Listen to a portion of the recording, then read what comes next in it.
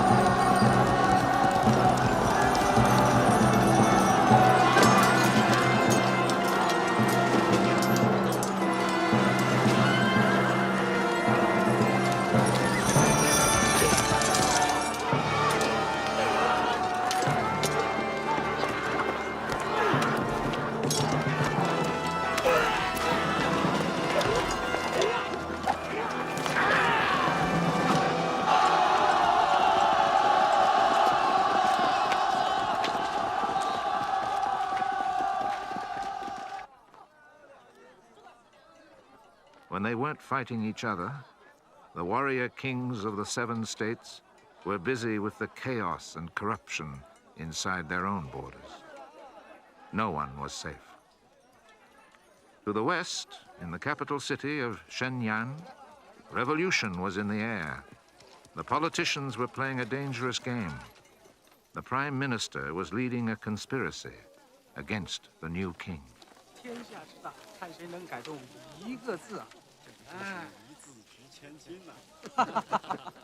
He had announced his challenge by putting up posters on the city gates demanding the king change his policies. It was a big mistake. The prime minister had seriously underestimated the young king, for this was the man who was destined to become the Prince of Heaven, a man who would change his world forever.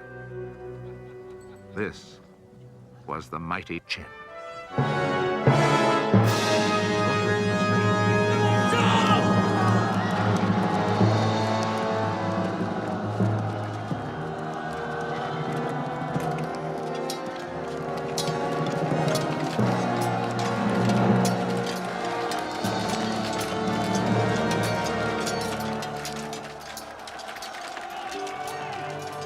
The rebellion was crushed, the leaders taken alive, but not for long.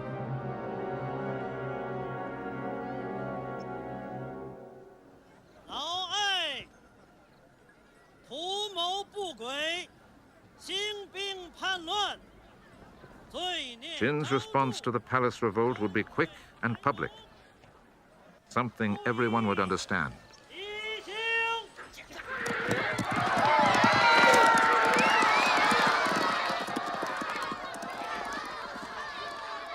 The prime minister, after being forced to watch the execution, was offered an easier way out. 君何功于秦？方文晋侯识10万户。君何亲于秦？号称忠父。秦王赐酒，请君自处。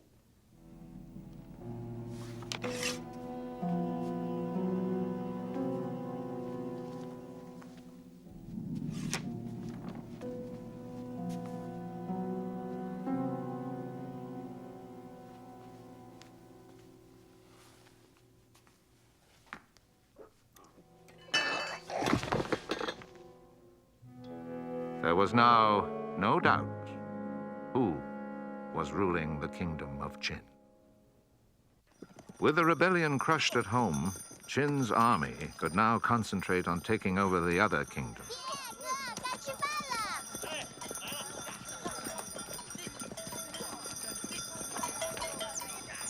The army was the one way to escape the drudgery of the farm.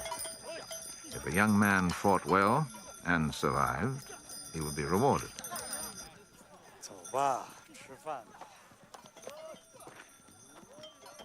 It was a temptation few could resist.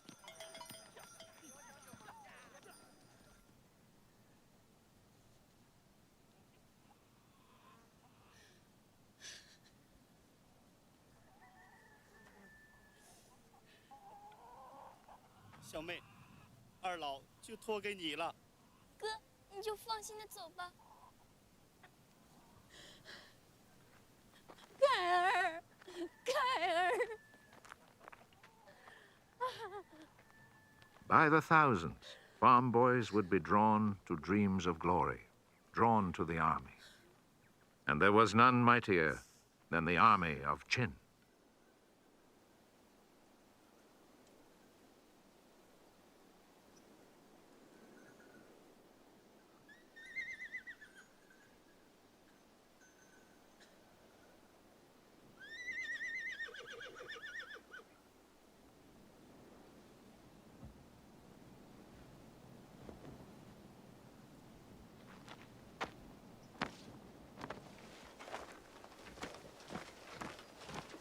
Qin's generals knew the value of a well-trained army.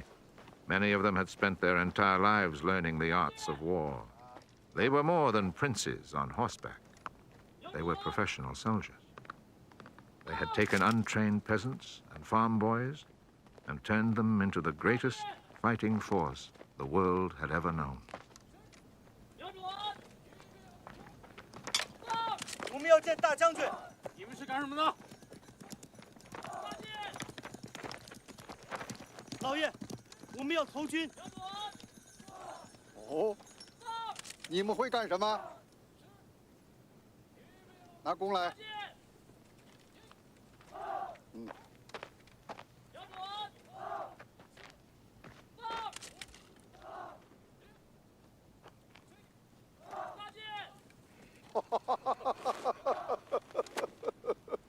好，入伍演练。谢大将军。跟我来。In a time before gunpowder, a regiment of archers was a powerful weapon.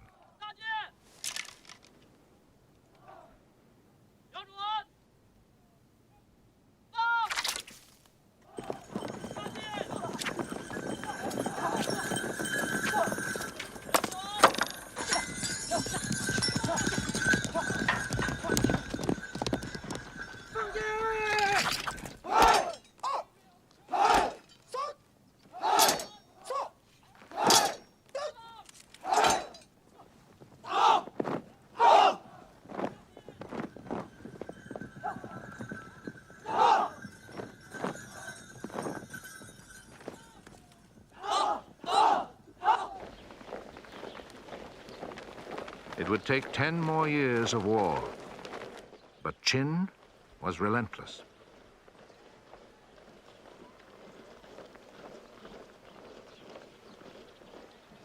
He conquered Han, Wei, and Chao.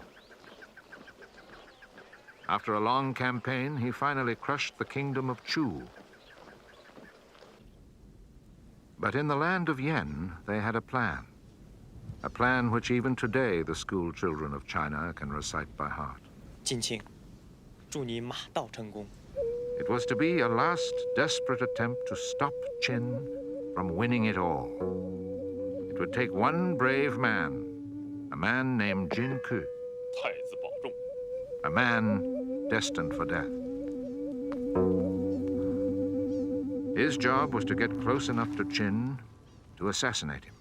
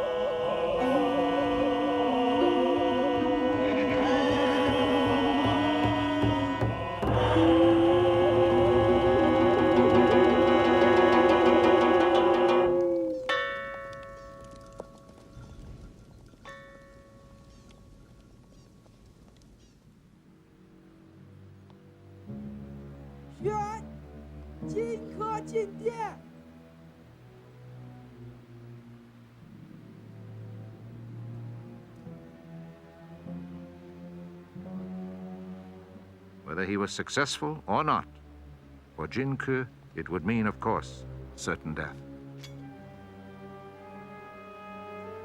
He brought with him a special gift and a scroll pledging allegiance.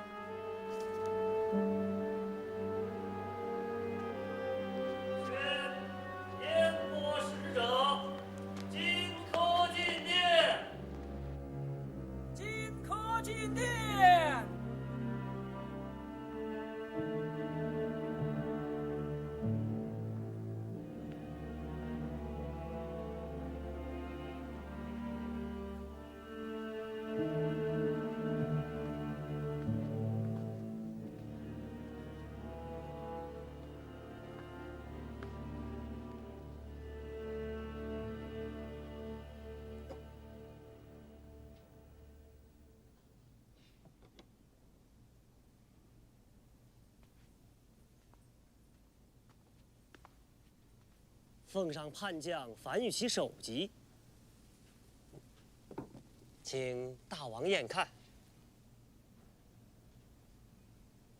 The gift, for Qin's amusement, was the head of a treacherous general. "大王威德，太子赞派微臣谨奉上燕都康之图，为大王命之。"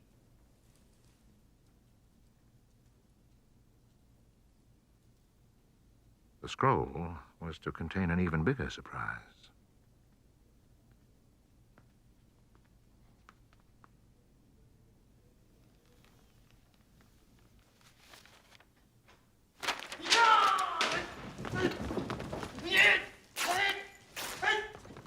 Even in the face of death, no one was allowed on the king's dais without permission. 背负拔剑，背负拔剑。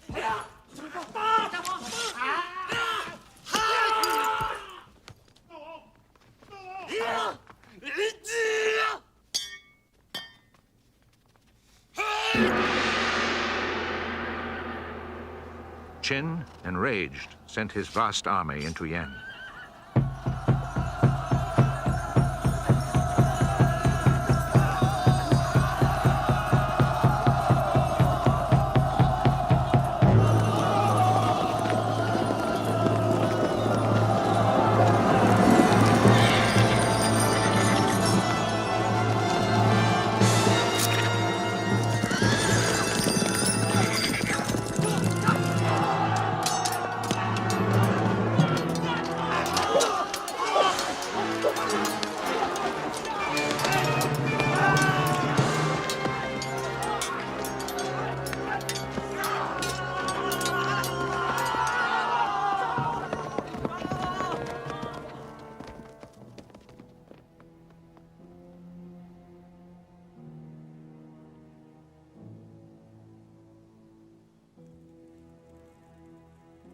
After 5 centuries of war, 5 centuries of death, Qin would have his empire. But oh, the cost. Oh, the cost.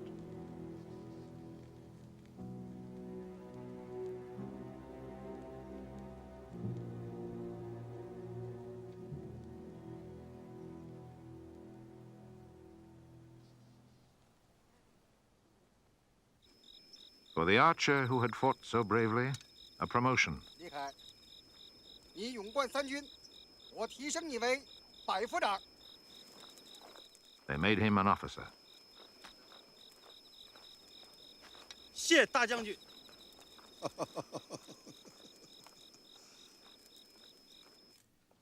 To record his greatness for all time, Qin declared himself Qin Shihuang, first emperor of China.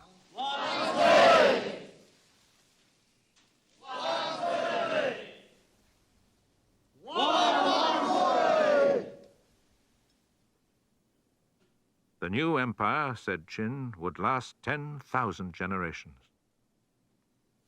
He believed he was the most powerful ruler the world had ever known, for he was convinced no civilized world existed outside his empire.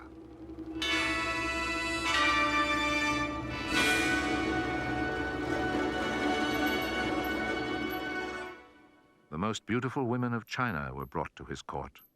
His favorite he made empress. There had never been a coronation like it. 陛下一统天下，功盖三皇五帝，四海前首齐颂，吾皇万寿无疆，万寿无疆，万寿无疆。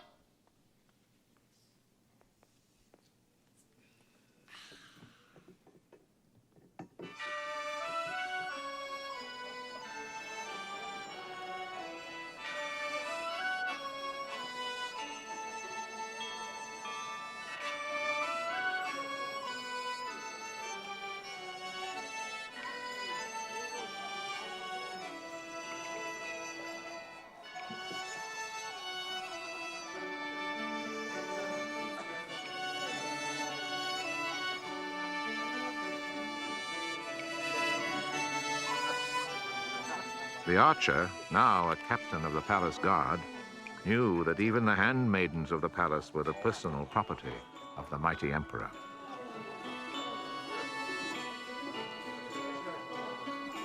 Qin's control was total. He owned everything. He owned everybody.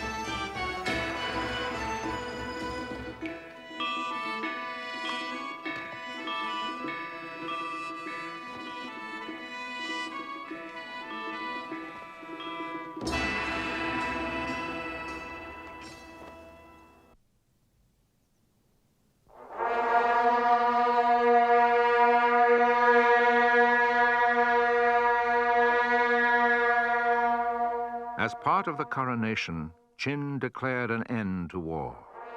He had the bronze weapons taken from his enemies and from the peasants. He melted them down to make 12 huge statues proclaiming peace for all time. In a country which had lived with wars for over 500 years, it was time for celebration.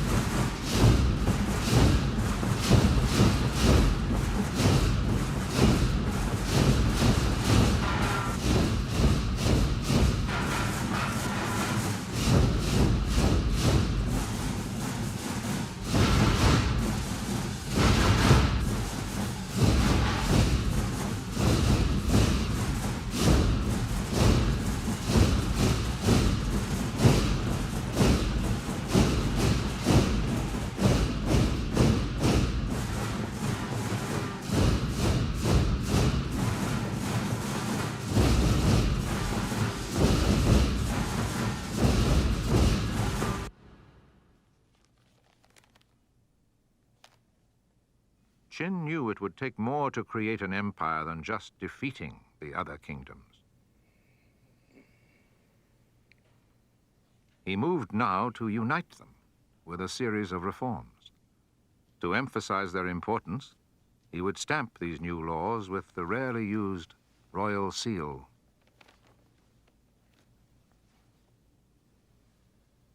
This emphasized that these were no ordinary edicts. These were decrees from heaven.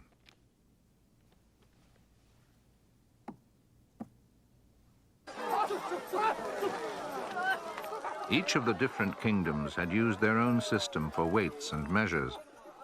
Qin's decrees now introduced a universal standard and sent inspectors into the markets to make sure they were being used.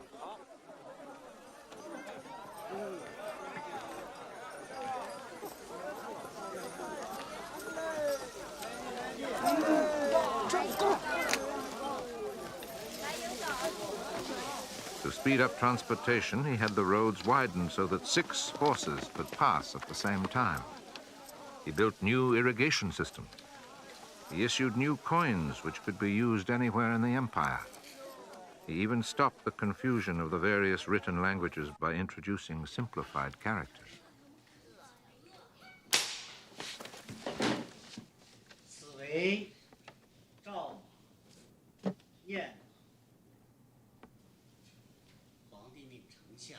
From now on, this would be the new word for horse.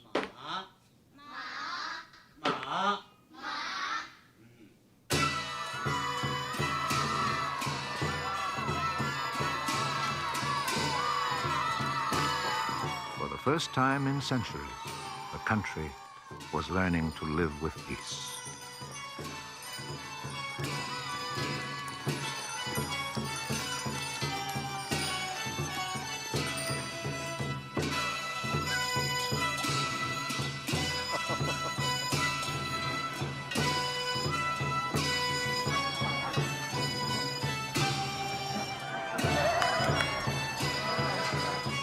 The archer had found a wife. A serving girl at the palace became a gift from his emperor.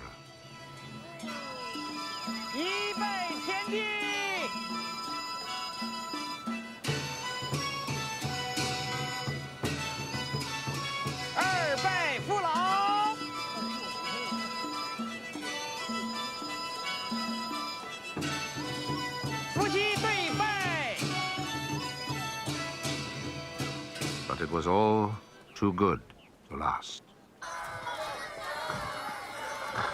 Qin had insisted that his law be the only law. But there were books throughout the empire which promoted freedom of thought. Qin had a solution for that. He burned the books.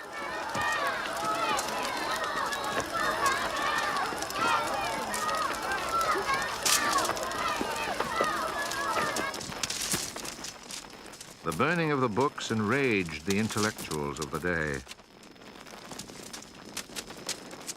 Qin also had a solution for them.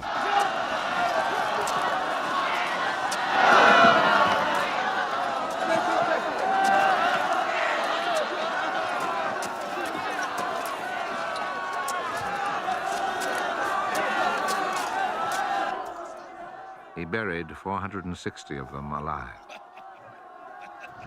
The criticism stopped.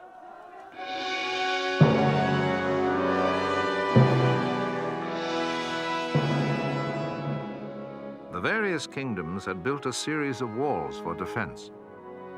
Qin now ordered that the northern walls should be connected into one great wall to keep the Mongol raiders out.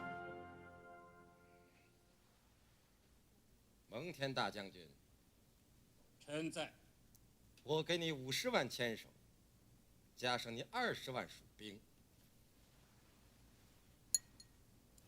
你把长城给我连接起来。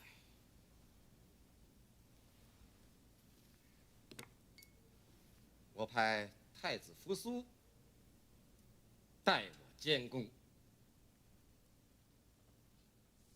臣遵旨，遵命。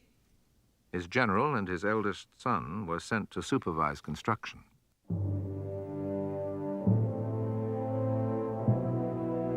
This would be the foundation of the Great Wall of China.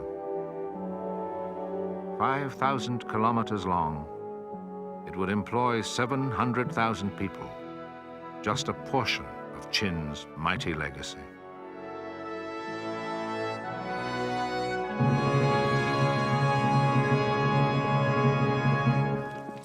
And there would be more. It was the custom for all kings to have elaborate burial sites. And for the first emperor, it would have to be a grave unlike any other. 这是上半身。 He was planning a huge palace tomb inside a man-made mountain. And stretching out before it, underground, a life-sized replica of his royal guard.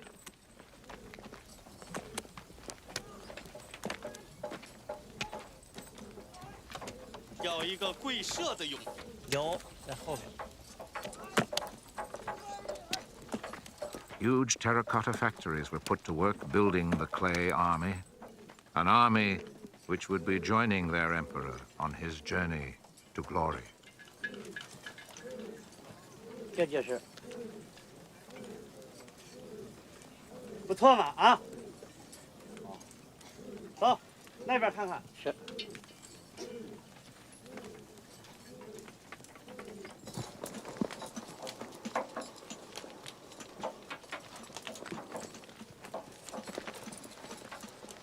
To make the journey easier, they would bring bronze works of art and weapons. They would bring jewels and gifts.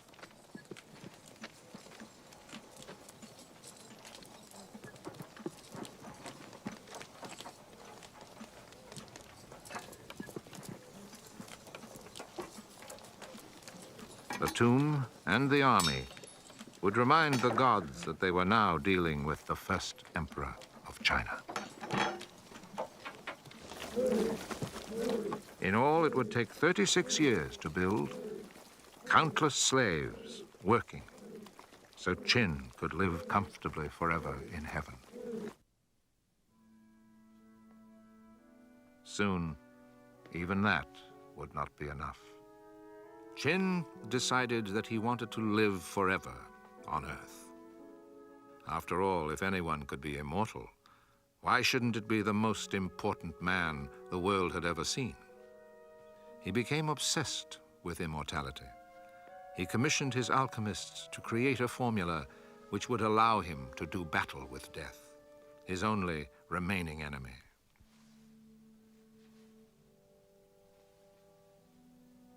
陛下，请。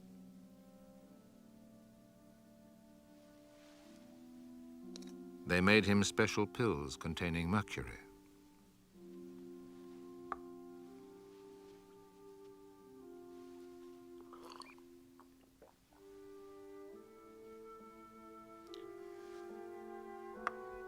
These would eventually kill him.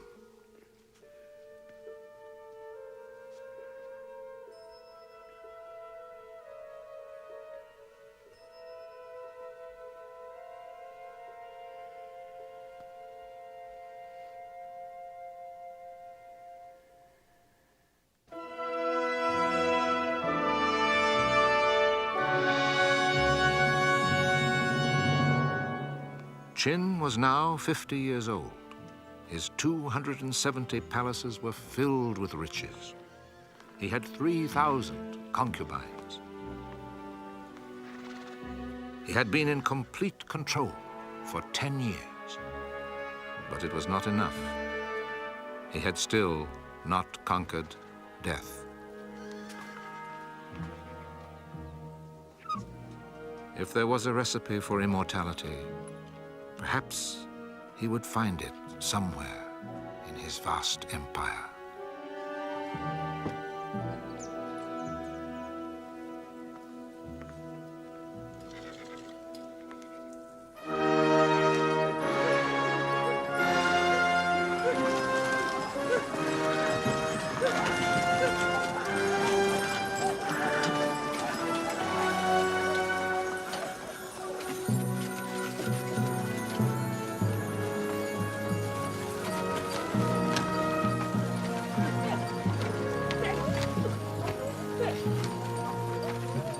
Perhaps somewhere out there, he would find the secret of everlasting life.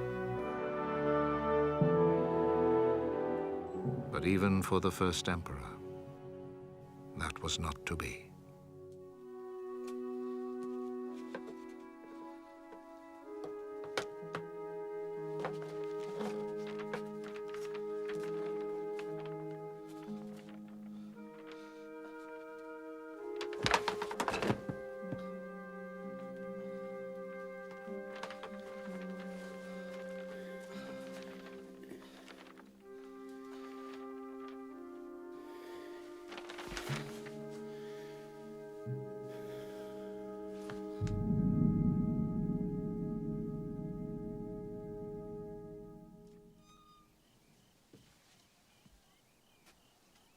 下，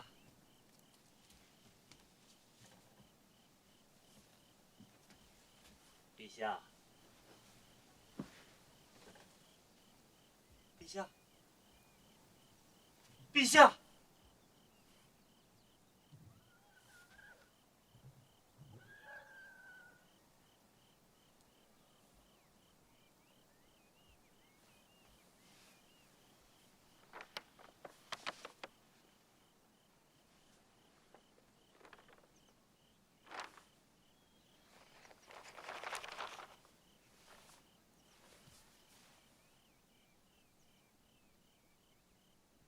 Qin had 24 sons, but it was the 18th, Hu Hai, who forged a new will and proclaimed himself emperor.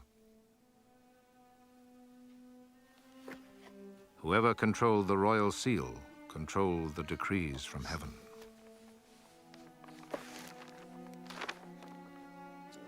Qin's original will had named the oldest son heir, but it would come to nothing.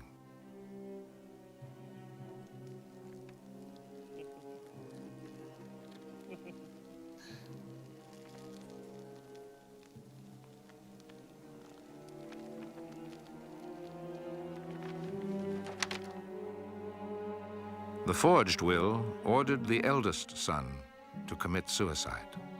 Such was the power of Qin that he did so immediately and without question.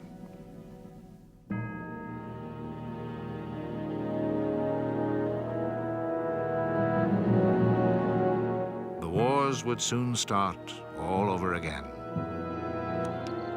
Qin had unified China, but his dynasty, which was to have lasted for 10,000 generations, would crumble within 36 months of his death.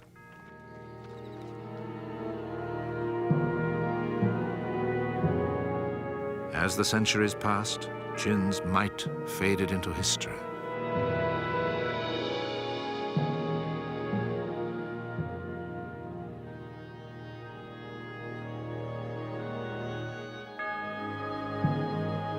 The man-made mountain which served as his tomb became overgrown.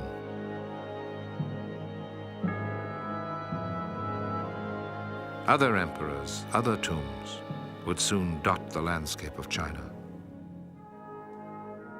The secrets of Qin's great burial site were lost in myth, in legend, and in dust.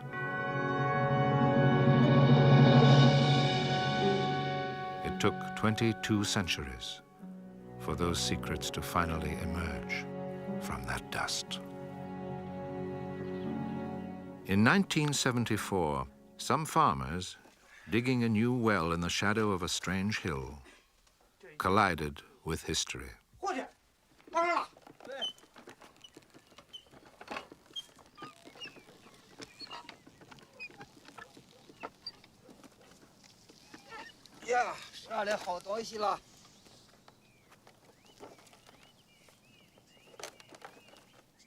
For at the bottom of that simple well stood the army of the mighty Qin, still leading their emperor into eternity.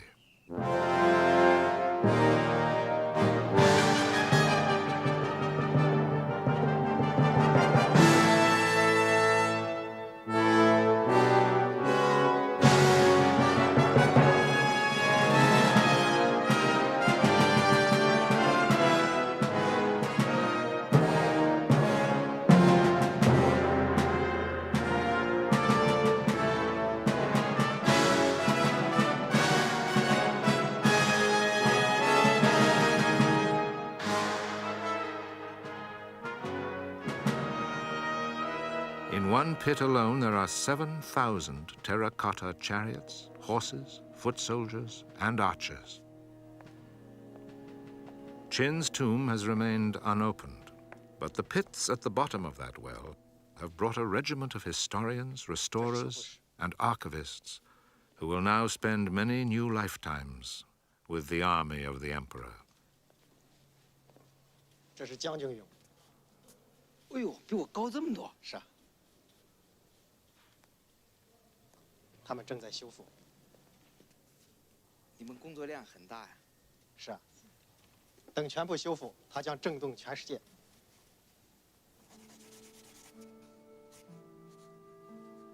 Although he died all those lifetimes ago, this archer is now strangely connected to the artist who draws him. They have a lot in common. Both of them, down through the centuries, are somehow still in the service of that mighty emperor, united here so that the Prince of Heaven may live forever. Perhaps his empire has lasted for 10,000 generations after all. That would not be a surprise to Qin, the first emperor.